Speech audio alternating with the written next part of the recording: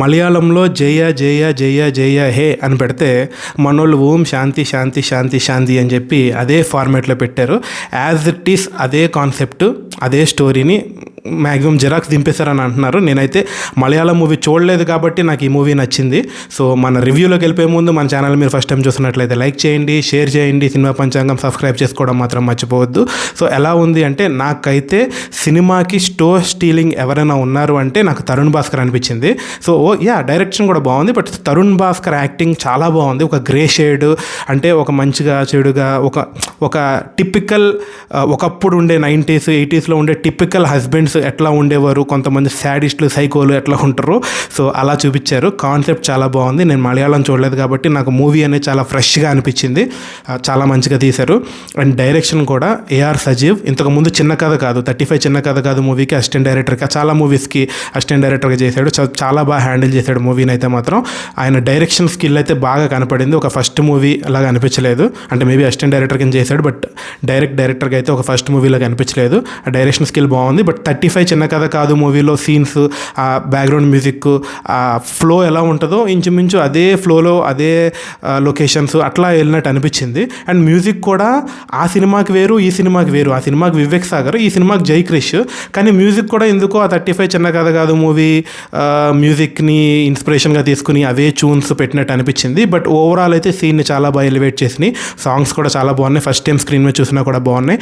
Cinematography is okay, but కొన్ని సీన్స్లో మాత్రం మూడ్తో సంబంధం లేకుండా యాంగిల్స్ పెట్టారు. అవి కొంచెం డిస్టర్బింగ్ అనిపించినాయి. అంటే ఈ సినిమాటోగ్రఫీ అనేది ఓన్లీ మనకు కనిపించే విజువల్సే కాదు, ఆ మూడ్ని ఎలివేట్ చేయాలి. సో అలాంటివి కొన్ని ఫెయిల్ అయినాయి అనిపించినాయి. ఫస్ట్ హాఫ్ అంతా చాలా ఎంటర్టైనింగ్గా కామెడీగా బాగానే వెళ్ళిపోయింది. స్టోరీ కూడా బాగానే లాక్కెళ్ళారు, ఎక్కడ బోర్ కొట్టకుండా. సెకండ్ హాఫ్ వచ్చేసరికి ఎందుకో కొంచెం ఆ క్యారెక్టర్స్ కన్ఫ్యూజింగ్గా అనిపించినాయి, కొంచెం బోర్ కొట్టినట్టు అనిపించింది. అండ్ క్లైమాక్స్ అయితే నాకు పెద్ద కన్విన్సింగ్ అనిపించలేదు. ఇంకొంచెం బాగా చూపించుంటే బాగుండేది. చాలా అబ్రప్ట్గా ఆపేశారని అనిపించింది. మెయిన్ కోర్ కాన్సెప్ట్ వచ్చేసి ఉమెన్ ఎంపవర్మెంట్. సో ఆడదానికి ఒక స్వేచ్ఛ కానీ, స్వాతంత్రం కానీ, లేదా సమానత్వం కానీ నువ్వెవరు ఇచ్చేది, ఒక హస్బెండ్గా నువ్వెవరు ఇచ్చేది, అది వాళ్ళకి డిఫాల్ట్గా ఉంటాయి. సో వాటిని మీరు ఎంకరేజ్ చేయండి, దాన్ని మీరు చూసుకోండి చాలు అన్న ఒక చిన్న మెసేజ్ ఇచ్చారు.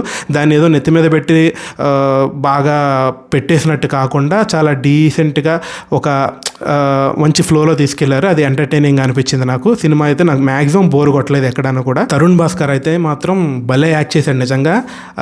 ఓంకార్ నాయుడు అనే క్యారెక్టర్, సో ఆ క్యారెక్టర్ని చాలా బాగా హ్యాండిల్ చేశారు. మీరు ఇన్ కేస్ మీరు ఆల్రెడీ తమిళ్లోనో మలయాళంలో చూసుంటే తెలుగులో కూడా అది ఆల్రెడీ డబ్ అయి ఉందంట. బట్ ఇది ఇంకొకసారి ట్రై చేయొచ్చు, ఎందుకంటే తరుణ్ భాస్కర్ కోసం ట్రై చేయొచ్చు.